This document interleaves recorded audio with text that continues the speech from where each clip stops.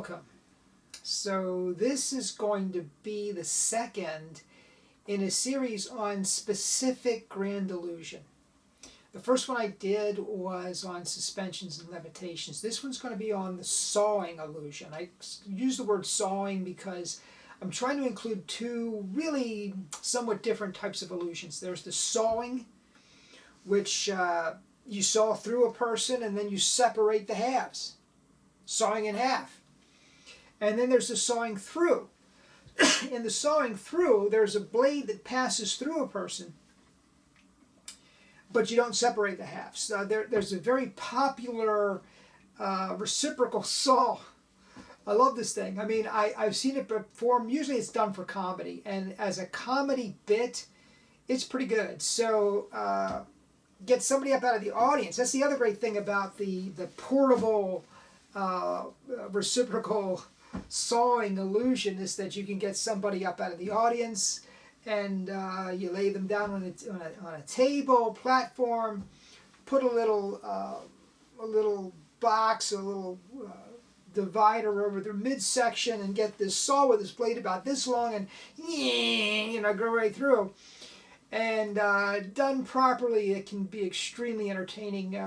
There's also a Buzzsaw version available, where again you get somebody up out of the audience, put them on a table, and you have a Buzzsaw now, and you're going down through, and you're cutting down through pieces of wood as you go, and it goes down, and finally the person has to stand up and step out of the thing because the Buzzsaw has gone through them. That's a beautiful illusion too. So we're going to be talking about this type of illusion, but maybe on a grander scale, and the history of it, where it came from and where it's going.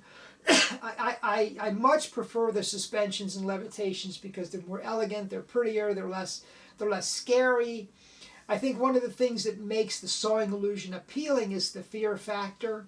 You're just not, some audience members just aren't sure, and depending on how the presentation goes, it can be a scary thing too. But Doug Henning here used to play it for comedy.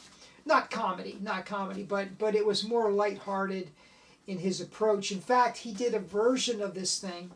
This right here is the thin model sawing, which is still one of my favorite versions of the trick. But Doug did a version of this in one of his TV specials, where he had two women, right? One, I don't remember what the colors were, but one might have been wearing red and one might have been wearing blue, and they both go into a thin model sawing cabinet. It's sawed in half. The halves are separated and they're mixed. So when the ladies come back out of the cabinets, one has a red shirt with blue pants and the other one has a blue shirt with red pants. It's adorable. I just love I love that bit. So thin model sawing. Now the sawing illusion, I think this is another category of trick, but very popular also is the guillotine type illusions, where either a person is putting their head in a guillotine, or their leg in a guillotine, or their arm in a guillotine. I think that's a different classification of trick. I'm going to deal with it differently. The reason I bring it up is to illustrate a point about this type of magic, especially if you aspire to perform for children. You really want to be careful. I remember I was interviewing with a guy who had a very successful birthday party business. And he was looking to bring magicians on, and he wanted to expand his business. And he had more shows than he could deal with, and he was a full-time professional. This was his industry. This was his market niche. It's what he did. So he interviewed me, and he asked me about some of the routines that I did. And a chopping routine was in my show. And he asked me to take it out. He said, kids can be terrified by this sort of thing. And kids of even 8, 9, 10 years old can be terrified, of course, depending on the presentation. At the time I was doing what's called the Delbin chopper. Now, if you scroll down in my videos, in my historical videos, I performed it at the Goucher College, and it was recorded, and I posted it, so you can take a look at that. The Delbin chopper's a really cool chopper because it's a solid steel blade. There's 2 holes in the steel blade. It's a wooden frame that comes apart, and the arms go through the wooden frame, and the steel blade comes down through, and then the frame is disassembled, and the blade has penetrated the arms. It's a beautiful illusion, but it can be unsettling for some people. And I want to tell you a story about my mother. You know, she always tried to support me in whatever I wanted to do. And when I decided I wanted to be a magician, she wanted to support me. She wanted to support me, but she had a hard time doing it. She struggled. And I never really understood it until finally one day I just asked her, I said, Mom, what's, you know, why do you feel the way that you do about magic and magicians? She told me a story. This was back in the 1930s, maybe the 1940s, probably the 1940s, war era. And she was attending a magic show. She was a little girl. She was, I don't know how old she was, maybe 8, 9 years old. She's attending a magic show. And my mom was an adorable child. So magicians tend to like to get the adorable child up there because everybody identifies with them, and it's a great focal point for the show. So my mom's attending the show, and the magician gets her up on stage, and he's got an arm chopper. Now, given the period of time, you know, my mother couldn't really describe exactly which chopper was the issue here, but I believe it was the dissecto. The dissecto was manufactured, I think, by Abbott's Magic, and it was extremely popular in this particular period of time.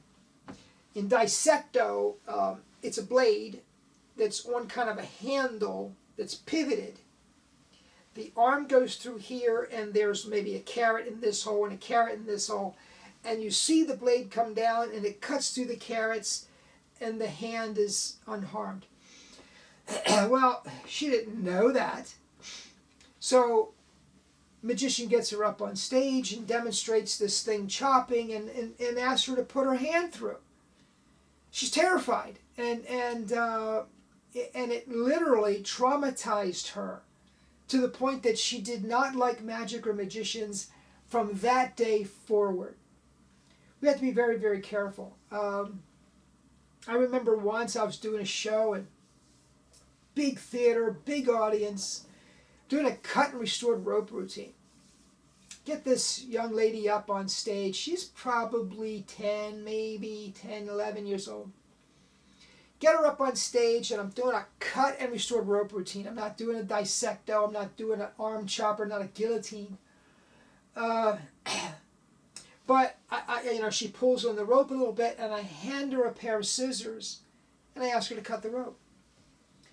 And she says, I can't play with scissors. They're sharp. I can't play with scissors. Well, you know, I didn't force the issue. I said, okay, so don't, and we did something else.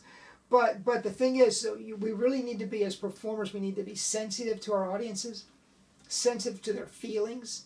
If somebody's uncomfortable, don't press it. If they're terrified, certainly don't press it.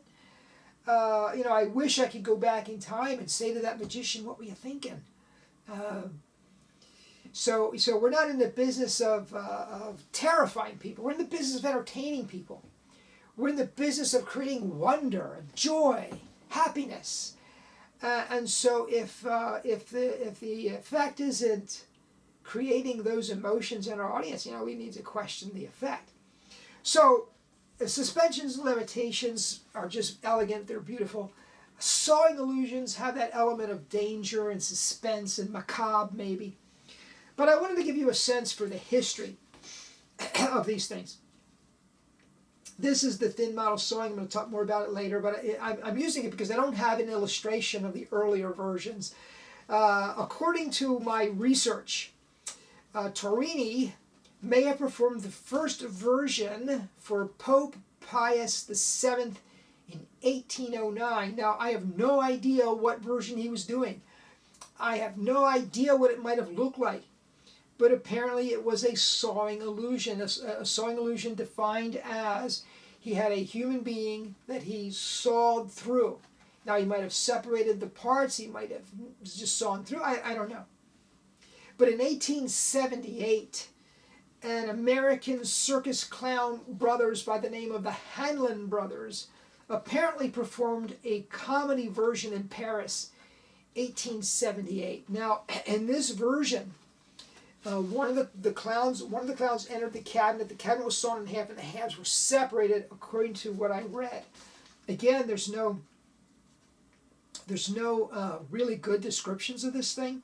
There's certainly no illustrations or pictures, but there is anecdotal evidence that in 1878 this was taking place. And that's significant because that is a sawing in half illusion. Now, a few years later, you're going to get this gentleman by the name of Goldin claiming that he is now the inventor of this illusion. He files for a patent in September of 1921, and he is awarded the patent. So he can sue people who are doing the trick. That's basically what that means. So it's 1920, and Goldin is claiming that he invented this trick. And I don't think he invented. You know, it's possible that he did. But that he wasn't aware of the earlier version. That's possible. It's unlikely, but it's possible. So there is such a thing as simultaneous invention, or invention. You come up with an innovation and somebody else comes up with the same innovation. That's entirely possible. But at any rate, he applied for the patent. He was granted the patent. So he dominated the trick for a very short period of time. But by the end of 1921. Thayer Magic was manufacturing this thing, and that was all over the place. But the original Goldin version was not this version. This was his later innovation. He did this in response to Selbit's version. What I mean by that is the original Goldin version was a cabinet. And the person laid inside the cabinet, and the cabinet was sawed through, and the halves were separated and put back together, and that was the original version. In this version, which is a later innovation, her head, hands, and feet are visible the entire time. And that of course, you're probably familiar with in the thin model sawing right here. But the person who is really remembered as the father, if you will, of the sawing illusion is P.T. Selbit. And Selbit performed this illusion in December of 1920 at St. George's Hall in London. Now, that was a select audience. It wasn't a public affair. He later performed it in public in January of 1921, and he toured the United States with this thing. This was, you know, sometimes if you look at the history of magic, you see some fascinating things. I love the illustration too. You have this really raw looking wooden cabinet. It's one of the beautiful psychological elements of the effect, because the cabinet doesn't appear to be gimmicked in any way, and really it's not. So it's just a bare wooden cabinet, and the person reclines in the cabinet. There's a rope tied around her neck, tied around her wrists, and tied around her ankles. The rope is fed through holes in the cabinet. The ropes are held by members of the audience the entire time. So imagine this now. You've tied a rope around the woman's feet. You've tied a rope around her wrists and neck. You've strung it through the box. Members of the audience are holding it, and now you're sawing through. You know what I mean? That was pretty cool then, and it's pretty cool now, I think. But later on, Goldin would invent this type of thing, and that would set the stage for the thin model sawing, which would come much, much later. So this was 1921. Now, as I mentioned, by November of 1921, Thayer Magic was manufacturing this thing. This is basically the Goldin Now, I assume they got permission from Goldin. Maybe they didn't. I don't know. But they were they were manufacturing this thing, and they were selling this baby for $175. Now, back in 1921, that was a chunk of change. Just as if you try to buy a sawing today, it's a chunk of change. You know what I mean? It's going to set you back unless you have carpentry skills and you can make one yourself. By the way, the plans for these things are all over the place. Really, they're easy to get. You can actually give it a shot. I've actually tried to make what's called a wakeling sawing, and I'll show you that in a minute. And I've tried to make a few others. My skills aren't that great, you know, so I end up relying on carpenters, and so it's expensive. But back in the day, you could buy this for $175, and that's an actual illustration of what was being sold back then. So, and then you come to the mid-1920s. Now, this is called, it goes by various names. Girl Without a Middle. Sometimes it's called Disembodied Illusion. David Copperfield did an absolutely stunning version of this in one of his TV specials. Here's the awesome thing about this trick. By the way, this was invented by Carl Owen and Floyd Thayer, and they invented it for Howard Thurston. Now, Howard Thurston, I've mentioned him before. Howard Thurston purchased the Keller Show. But every summer when he'd take a break from touring, he would come home and he would invent new illusions to come out with the following season. And he would repair old illusions and invent new ones. And this is mid-1920s. He toured for the first time with this illusion. Now imagine sitting in an audience in a theater in the 1920s. And you see this, you see a young lady come out. She stands in the box now. You can see her legs the entire time. You see her head. Her middle is shut up in a cabinet here. And then plates are, steel plates are inserted at the neck area and at the leg area. And then this middle section is opened up. So you can literally see back through the performer. I don't know if you can see it well in this picture, but the performer is looking through the back. That's why they call it the Girl Without a Middle, or the Disembodied Illusion.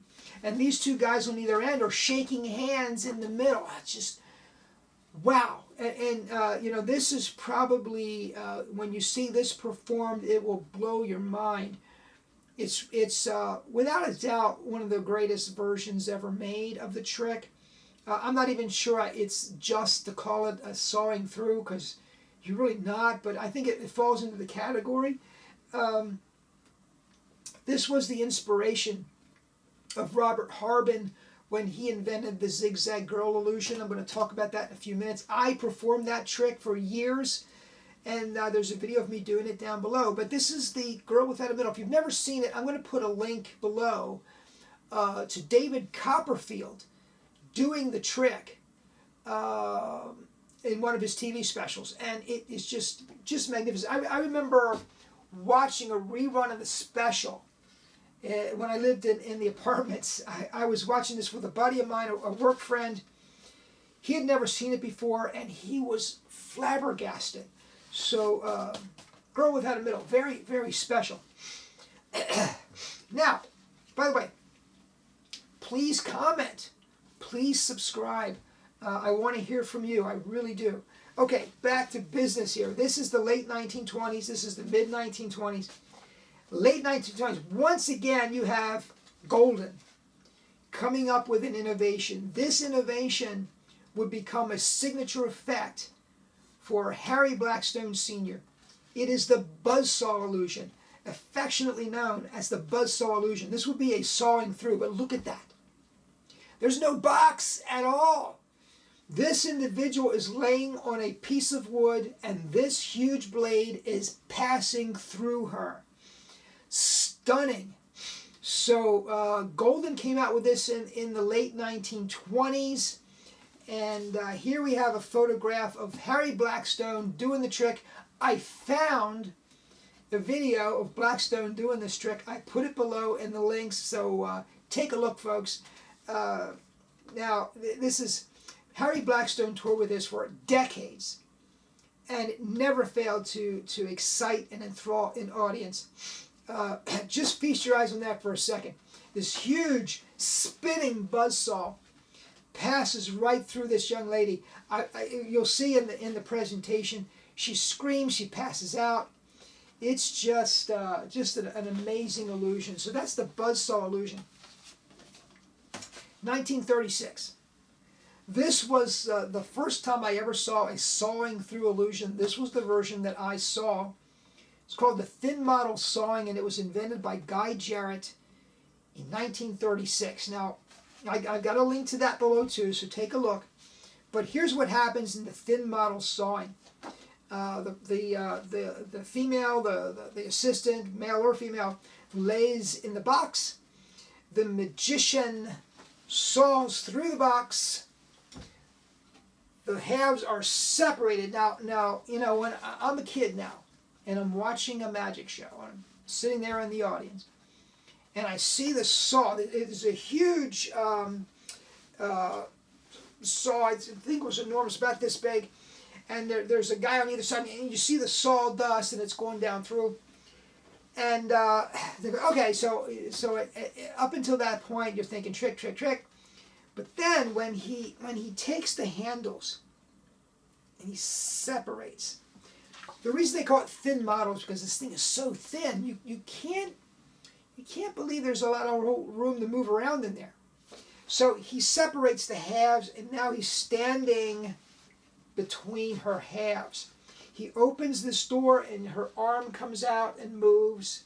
He opens this door and you see the leg. He walks back here and he tickles her feet and they move. Oy. You know, the thin model sawing is still a standard in the field, and it's still performed by a lot of people. 1936, Guy Jarrett. I haven't spoken a whole lot about Guy Jarrett. I should probably do an entire presentation on Guy Jarrett alone.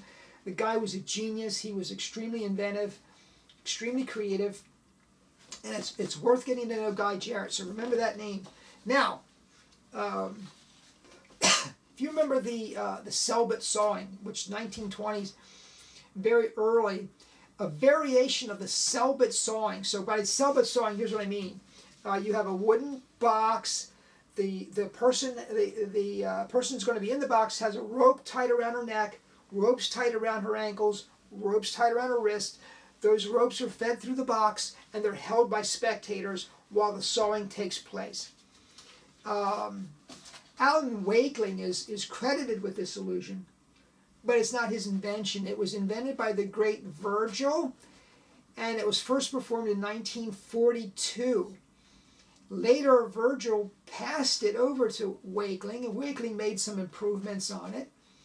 And then a couple, again, they're a wonderful performance couple by the name of Kalin and Ginger. If you get an opportunity, just Kalin, K-A-L-I-N, and Ginger, J-I-N-G-E-R. Put their names in the search box up there at YouTube, and take a look at their work, because they're just they deserve to be among the very best. I believe that they're just magnificent, and their presentation of the Wakeling sawing.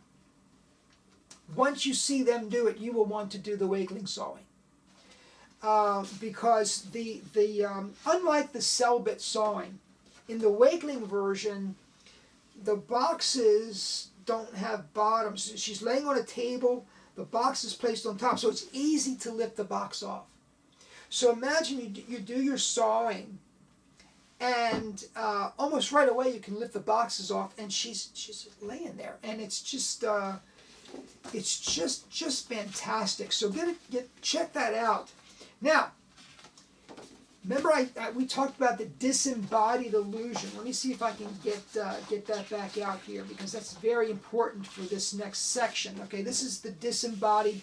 This is the mid-1920s, invented by Carl Owen and Floyd Thayer. Robert Harbin saw this, and fell in love with it, as most magicians do when they see it. But his performance, his normal performance environment did not really allow for this illusion. He was performing in clubs, and many times he was fully surrounded. So he wanted to come up with a way to do the disembodied illusion in a club setting where spectators could literally be all around him. And he invented the zigzag illusion with that purpose in mind.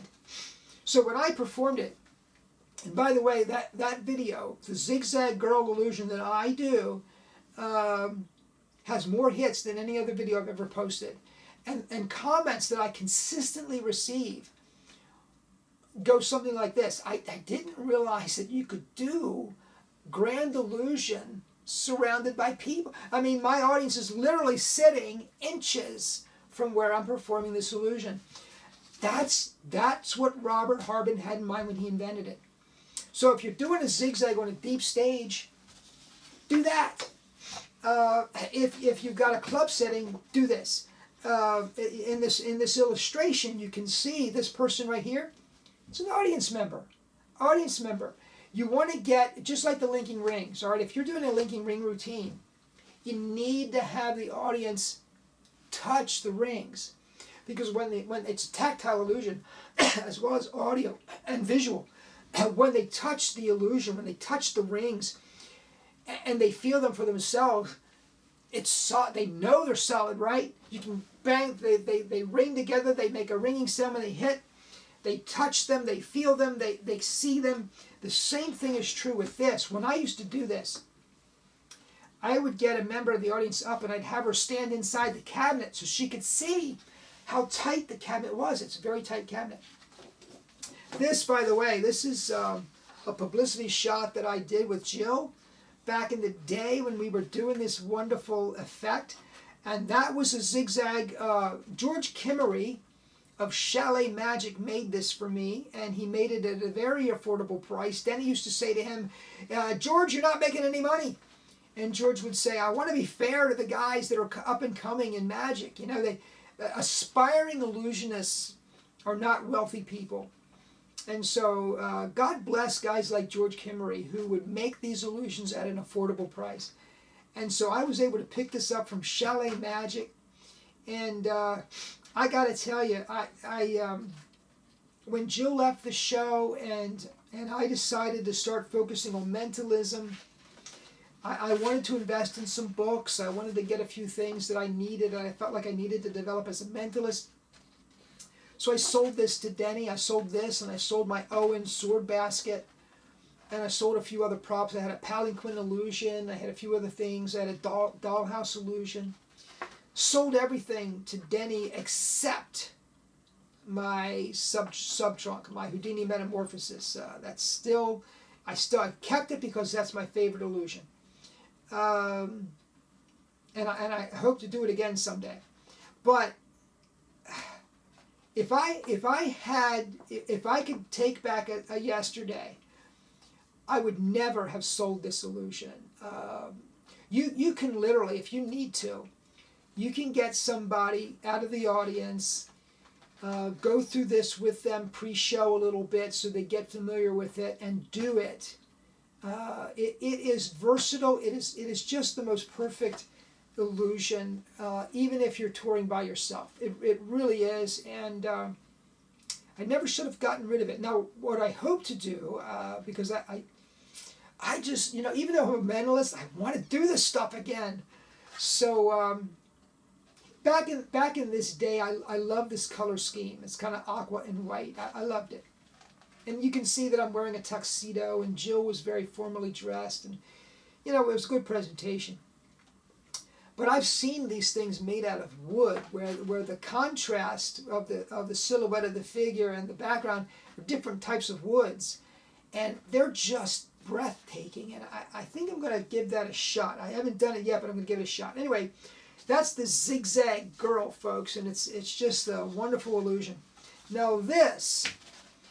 In 1976, Les Arnold invented a trick called the crystal sawing.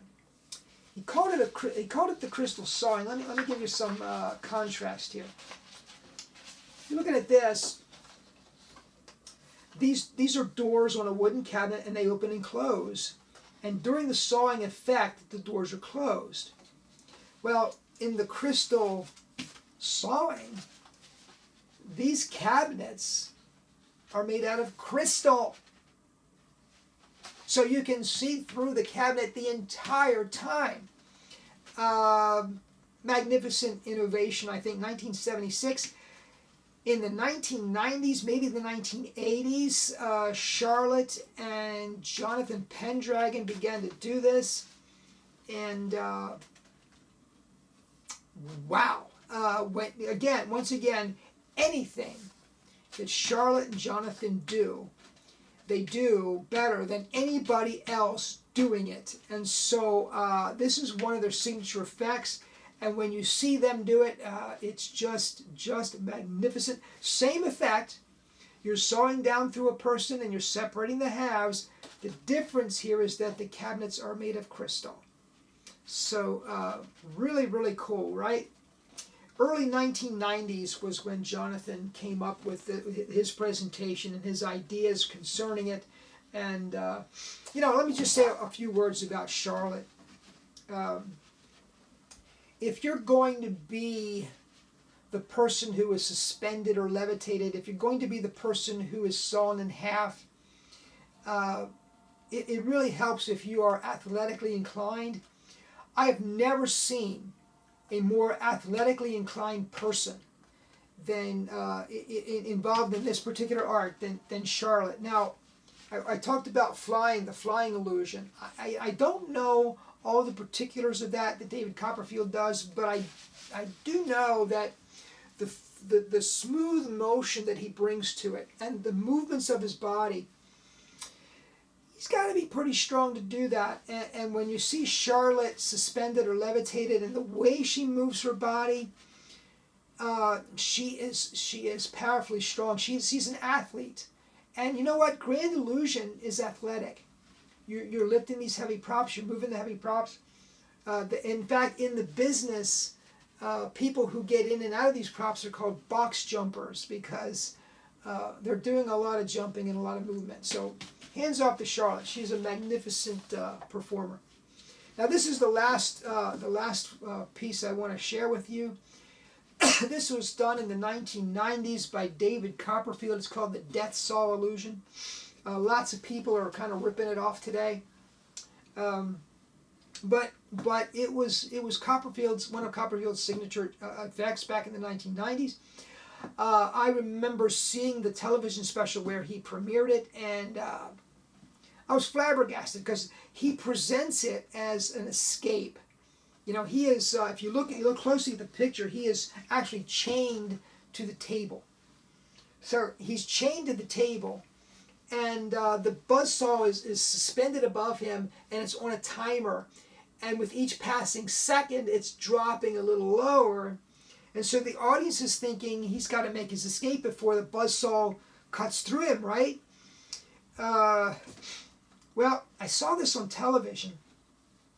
The buzzsaw comes through him, and again, there's no box. You know, there's no wooden box. There's no crystal box. In fairness, there is a box that's over him initially. That box kind of falls away after the blade passes through, and you see his whole body here. And then these parts are separated, and his head is turned around, and his legs are turned around, and he's staring at his legs. Oh, it's hysterical. It's a great illusion.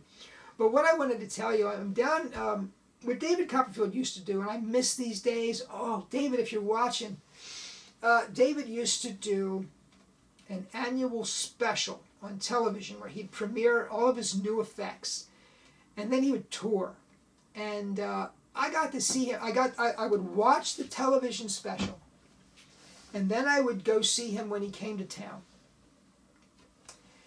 And I don't even know how many times I saw him. I saw him with my dad. I saw him with a buddy of mine. I saw him by myself. I saw him with my wife. You know, it didn't matter. If he was in town, I was going to see him.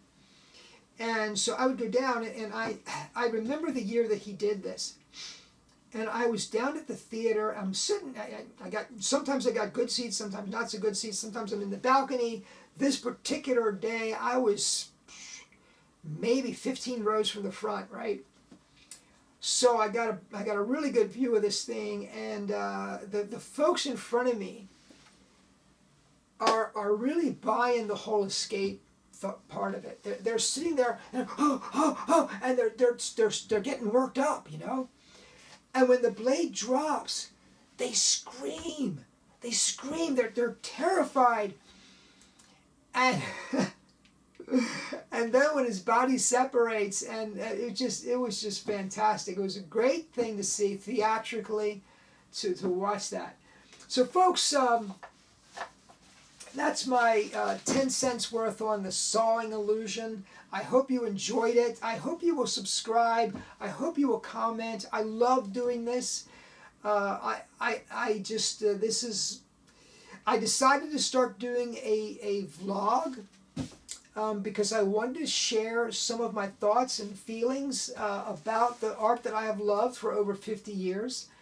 You know, my mother passed in 2015, and my dad he has dementia, and all of that really brought home to me the limited nature of our lives. And I wanted to share with you things that I have thought about for 50 years. And so that's what this is really about. And the more that you comment, and the more the people that subscribe, the more I feel like, oh, I'm reaching somebody, I'm touching somebody. So, and that's what it's about, folks. So, hey, thank you so much for watching, and I will see you next time.